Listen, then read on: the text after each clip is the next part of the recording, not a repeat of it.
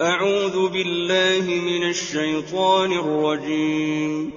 بسم الله الرحمن الرحيم. الحمد لله الذي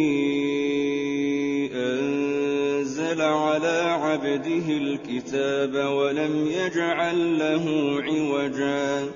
قيما لينذر بأسا شديدا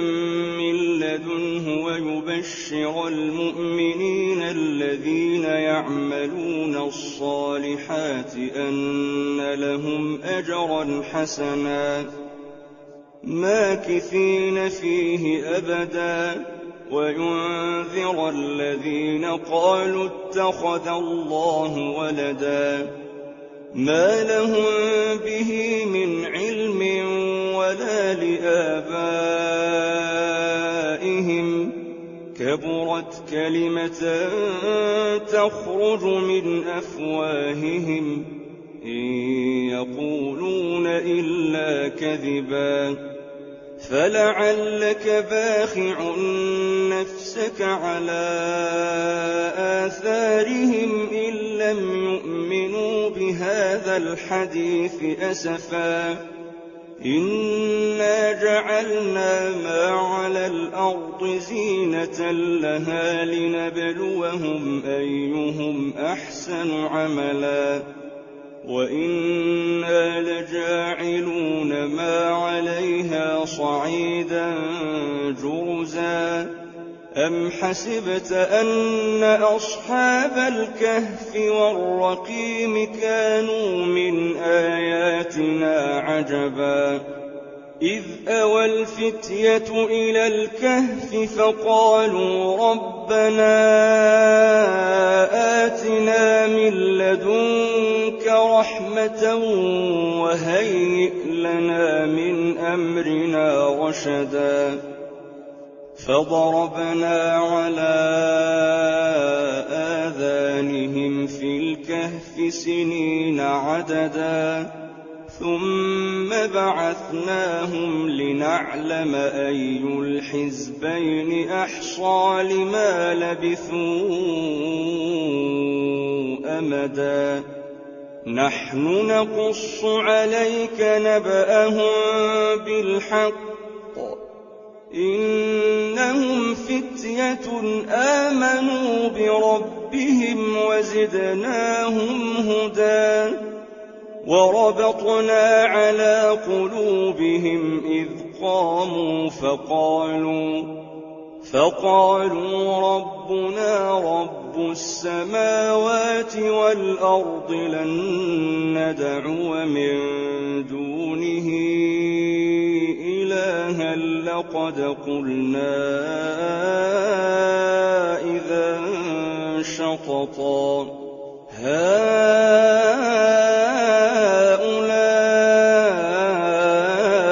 قوم اتخذوا من دونه آلهة لولا يأتون عليهم بسلطان بين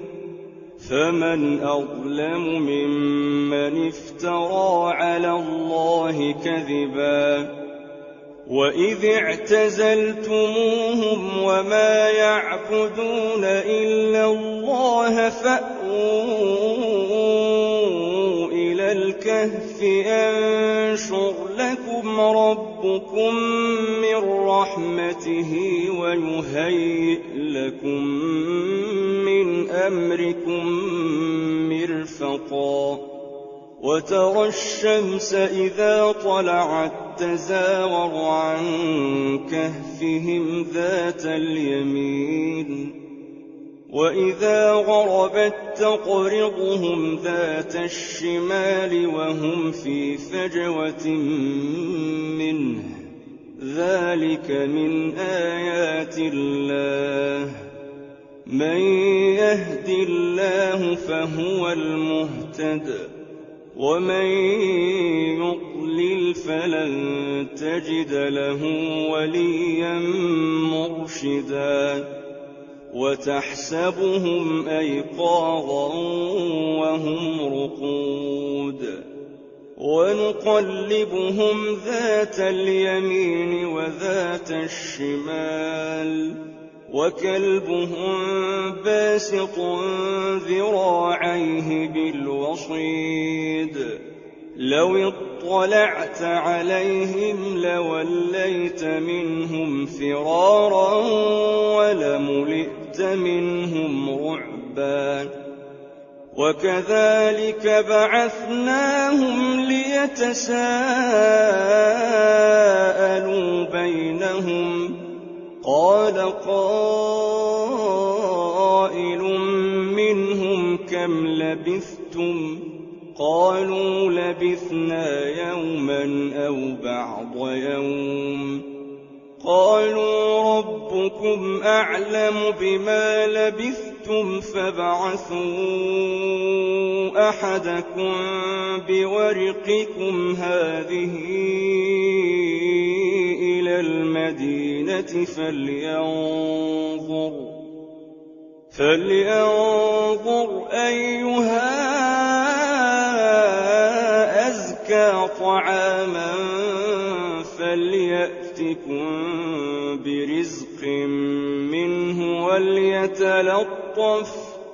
فليأتكم برزق منه وليتلطف ولا يشعرن بكم أحدا إنهم إن يظهروا عليكم يرجموكم أو يعيدوكم في ملتهم ولن تفلحوا إذن أبدا وكذلك أعثرنا عليهم ليعلموا أن وعد الله حق وأن الساعة لا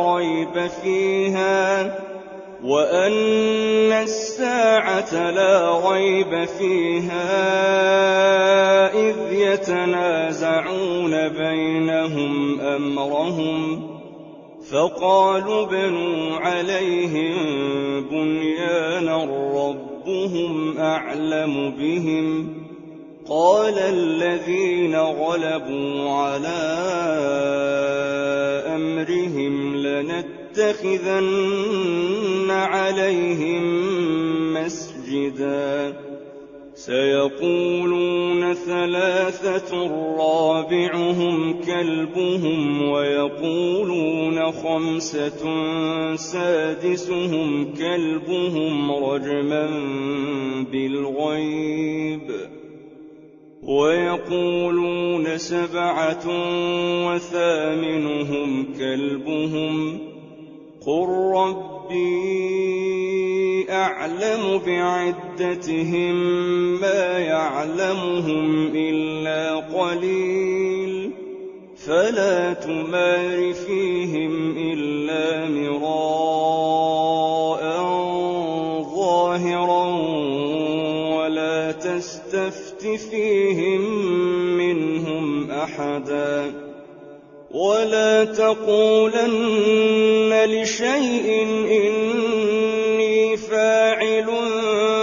ذلك غدا إلا أن يشاء الله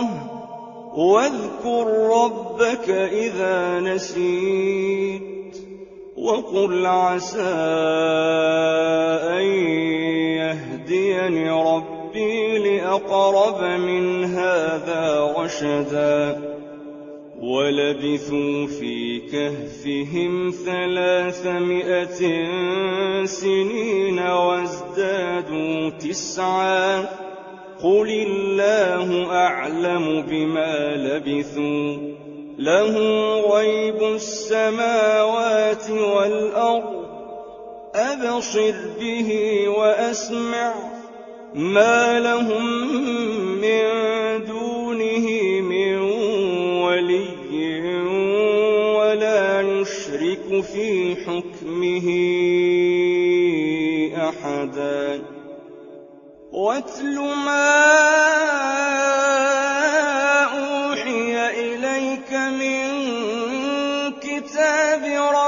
ربك لا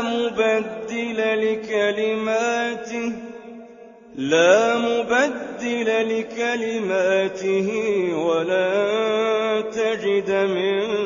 دونه ملتحدا واصبر نفسك مع الذين يدعون ربهم بالغداة والعشي يريدون وجهه ولا تعد عيناك عنهم تريد زينة الحياة الدنيا ولا تطع من أغفلنا قلبه عن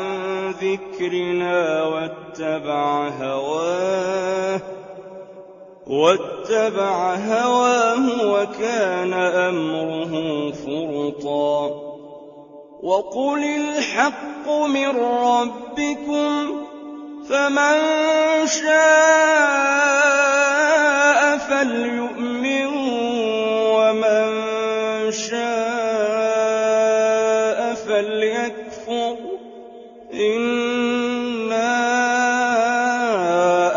أعتدنا للظالمين نارا أحاط بهم سرادقها وإن يستغيثوا يغاثوا بماء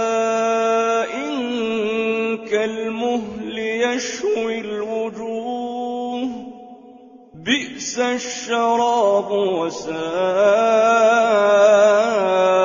مرتفقا إن الذين آمنوا وعملوا الصالحات إنا لا نضيع أجر من أحسن عملا أولئك لهم جنات عدن تجري من تحتهم الأنهار يحلون فيها من أساور من ذهب ويلبسون ثيابا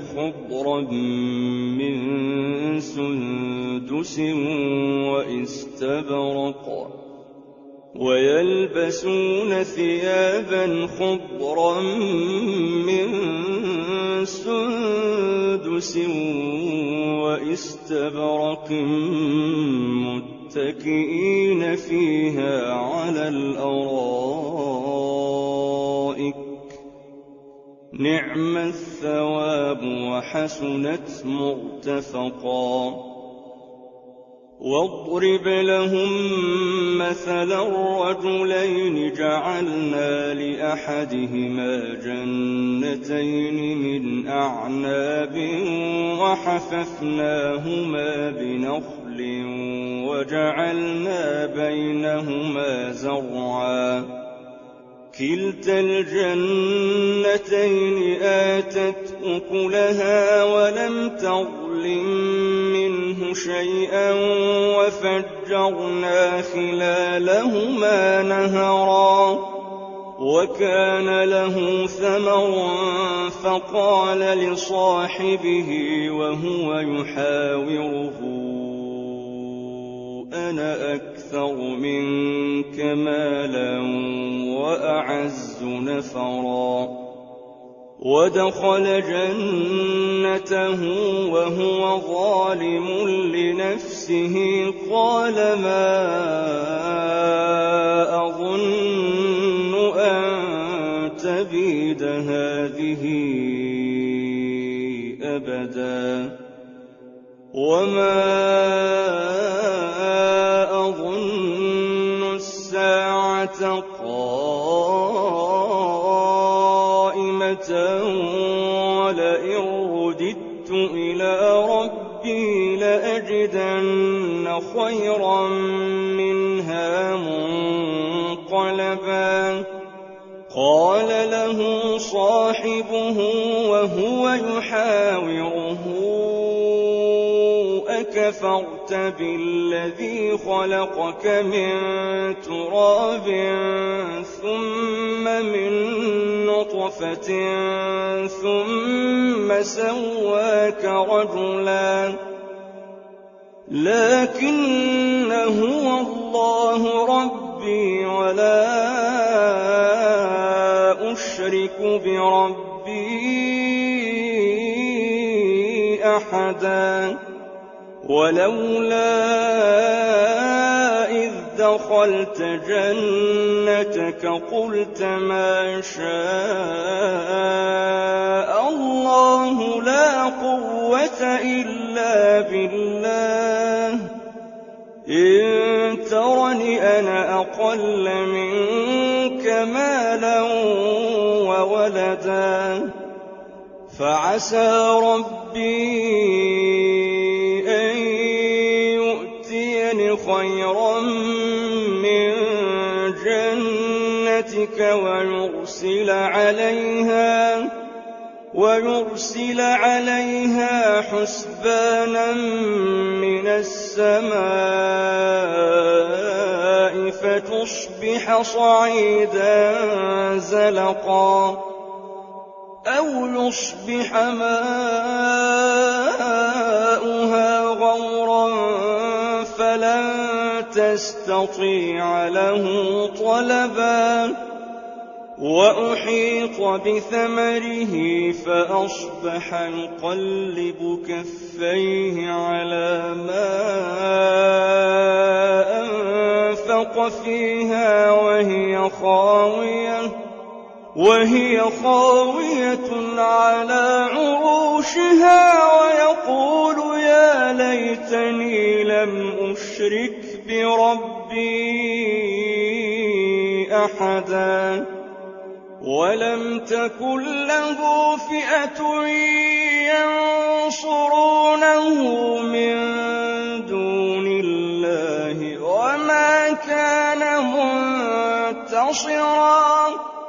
هنالك الولاية لله الحق هو خير ثوابا وخير عقبا واضرب لهم مثل الحياة الدنيا كماء أنزلناه من السماء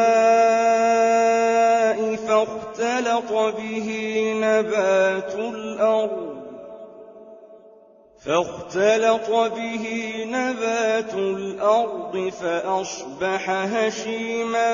تذروه الرياح وكان الله على كل شيء مقتدرا المال والبنون زينة الحياة الدنيا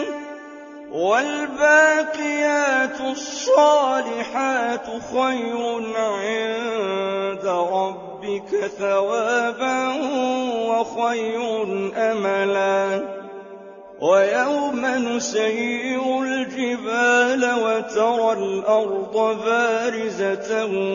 وحشرناهم فلم نغادر منهم أحدا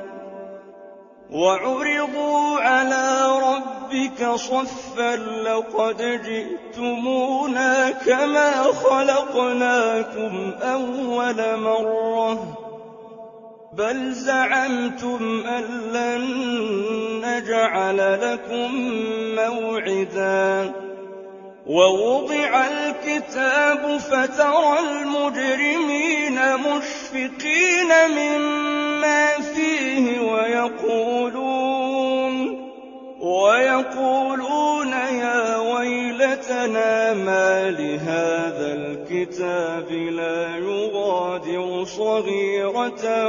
ولا كبيرة إلا أحصاها ووجدوا ما عملوا حاضرا ولا يظلم ربك أحدا وإذ قلنا للملائكة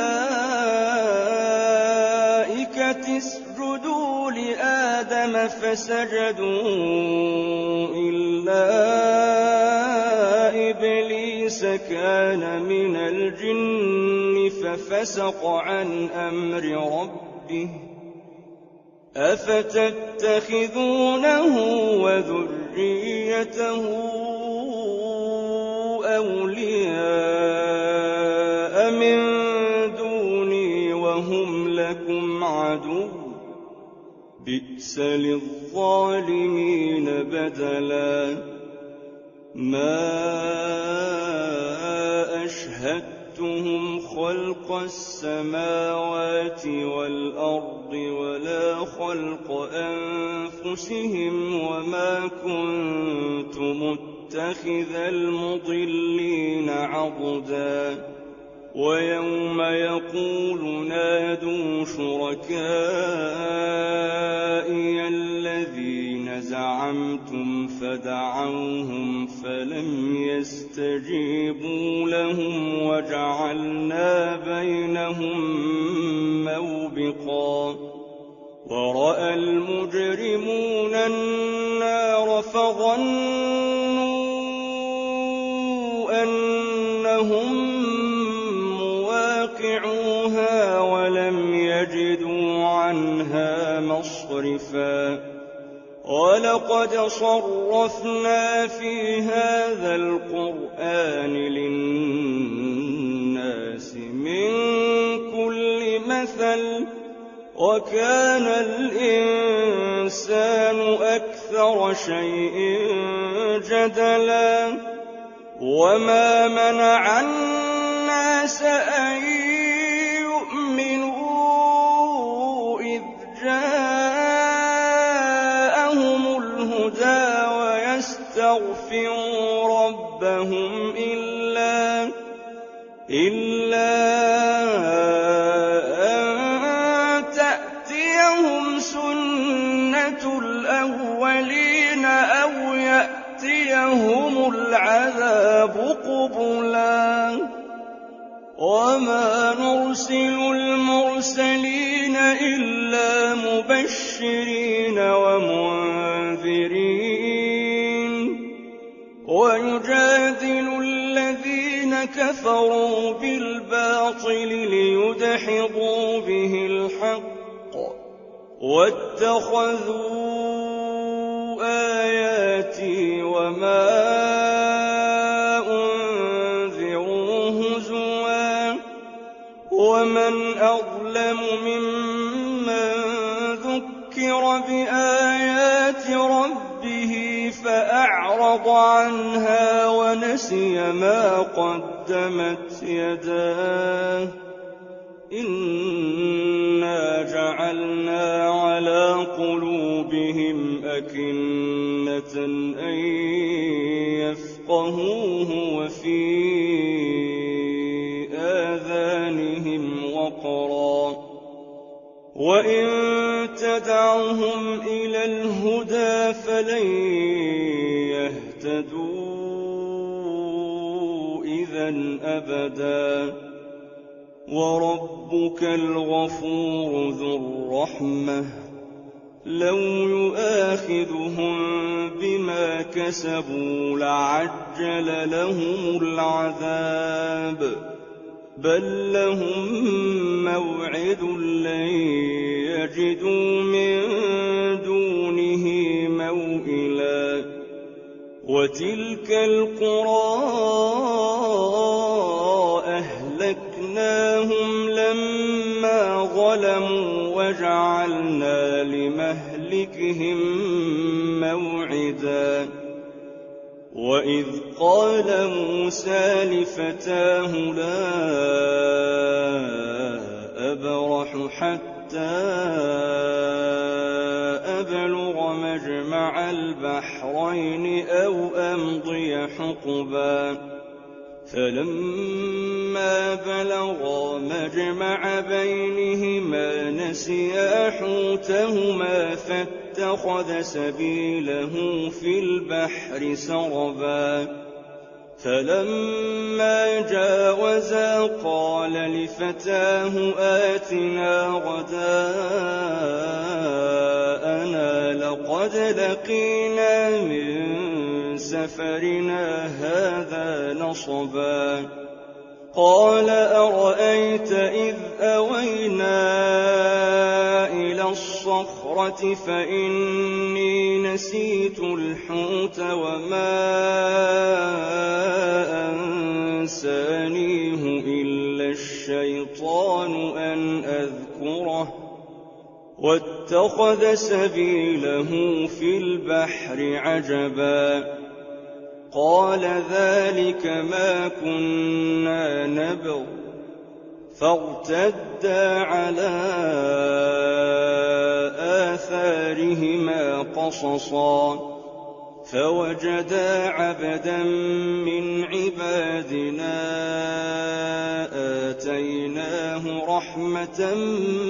من عندنا وعلمناه من لدنا علما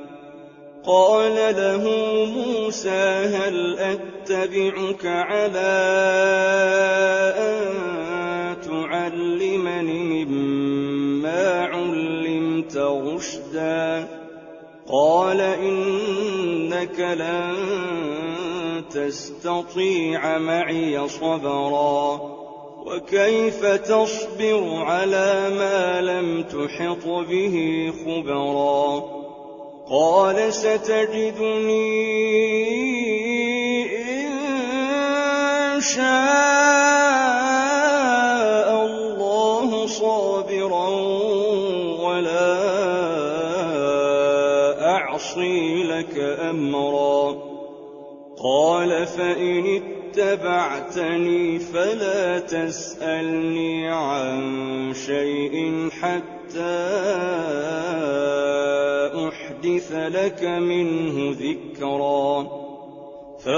فانطلقا حتى إذا ركبا في السفينة خرقها قال أخرقتها لتغرق أهلها لقد جئت شيئا إمرا قال ألم أقل إنك لن تستطيع معي صبرا قال لا تؤاخذني بما نسيت ولا ترهقني من أمري عسرا فانطلقا حتى إذا لقيا غلاما فقتله قال أقتلت نفسا زكية بغير نفس لقد جئت شيئا نكرا قال ألم أقل لك إنك لن تستطيع معي صبرا قال إن سألتك عن شيء بعدها فلا تصاحبني قد بلغت من لدني عذرا فانطلقا حتى إذا أتيا أهل قرية استطعما أهلها فأبوا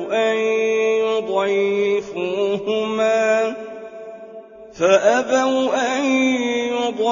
يضيفوهما فوجدا فيها جدارا يريد أن ينقض فأقامه قال لو شئت لاتخذت عليه أجرا قال هذا فراق بيني وبينك سأنبئك بتأويل ما لم تستطع عليه صبرا أما السفينة فكانت لمساكين يعملون في البحر فأردت أن أعيبها وكان وراءهم ملك يأخذ كل سفينة غصبا وأما الغلام فكان أبواه مؤمنين فخشينا أن يرهقهما طغيانا وكفرا فأردنا أن يبدلهما ربهما خيرا منه زكاة وأقرب رحما وأما الجدار فكان لغلامين يتيمين في المدينة وكان تحته كنز لهما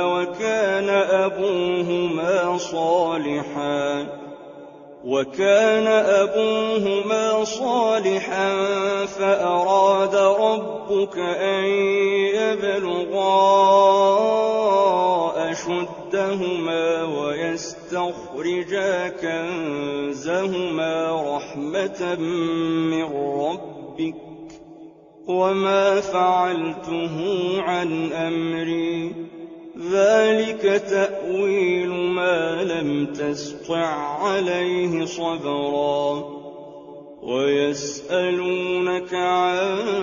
ذي القرنين قل سأتلو عليكم منه ذكرا إنا مكنا له في الأرض وآتيناه من كل شيء سببا فأتبع سببا حتى إذا بلغ مغرب الشمس وجدها تغرب في عين حمئة ووجد عندها قوما قلنا يا ذا القرنين إما أن تعذب وإما أن تتخذ فيهم حسنا قال أما من ظلم فسوف نعذبه ثم يرد إلى ربه فيعذبه عذابا نكرا وأما من آمن وعمل صالحا فله جزاء الحسنى وسنقول له من أمرنا يسرا ثم أتبع سببا حتى إذا بلغ مطلع الشمس وجدها تطلع على قوم لم نجعل لهم من دونها سترا كذلك وقد أحطنا بما لديه خبرا ثم أتبع سببا حتى إذا بلغ بين السدين وجد من دونهما قوما لا يكادون يفقهون قولا قالوا يا ذا القرنين إن يأجوج ومأجوج مفسدون في الأرض فهل نجعل لك خرجا على أن تجعل بيننا وبينهم سدا قال ما مكني فيه ربي خير فأعينوني بقوة أجعل بينكم وبينهم ردما آتوني زبر الحديد حتى إذا ساوى بين الصدفين قال انفخوا حتى إذا جعله نارا قال آتوني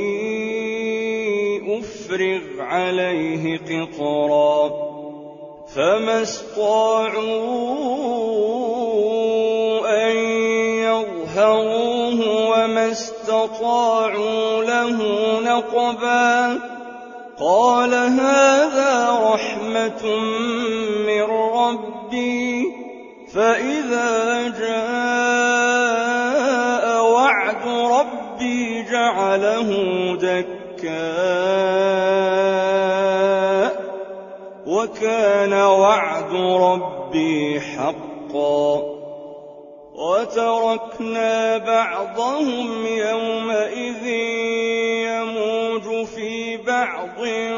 ونفخ في الصور فجمعناهم جمعا وعرضنا جهنم يومئذ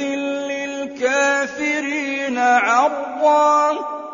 الذين كانت أعينهم في غطاء عن ذكري وكانوا لا يستطيعون سمعا أفحسب الذين كفروا أن يتخذوا عبادي من دوني أولياء إنا أعتدنا جهنم للكافرين نزلا قل هل ننبئكم بالأخسرين أعمالا الذين ضل سعيهم في الحياة الدنيا وهم يحسبون أنهم يحسنون صنعا أولئك الذين كفروا بآيات ربهم ولقائه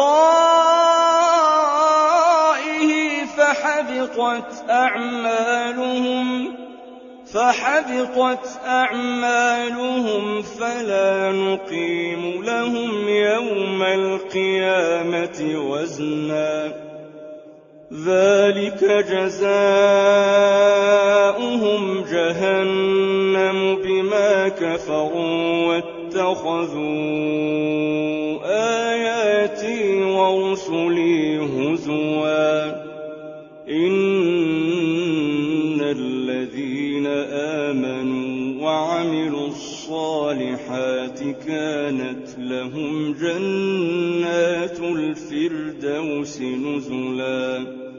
خالدين فيها لا يبغون عنها حولا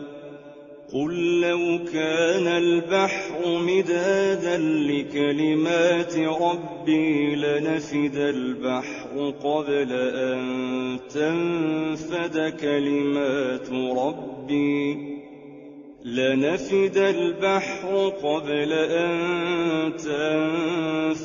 كلمات ربي ولو جئنا بمثله مددا قل إنما أنا بشر مثلكم يوحى إلي أنما إلهكم إله واحد فمن كان يرجو لقاء ربه فليعمل عملا صالحا ولا يشرك بعبادة ربه أحدا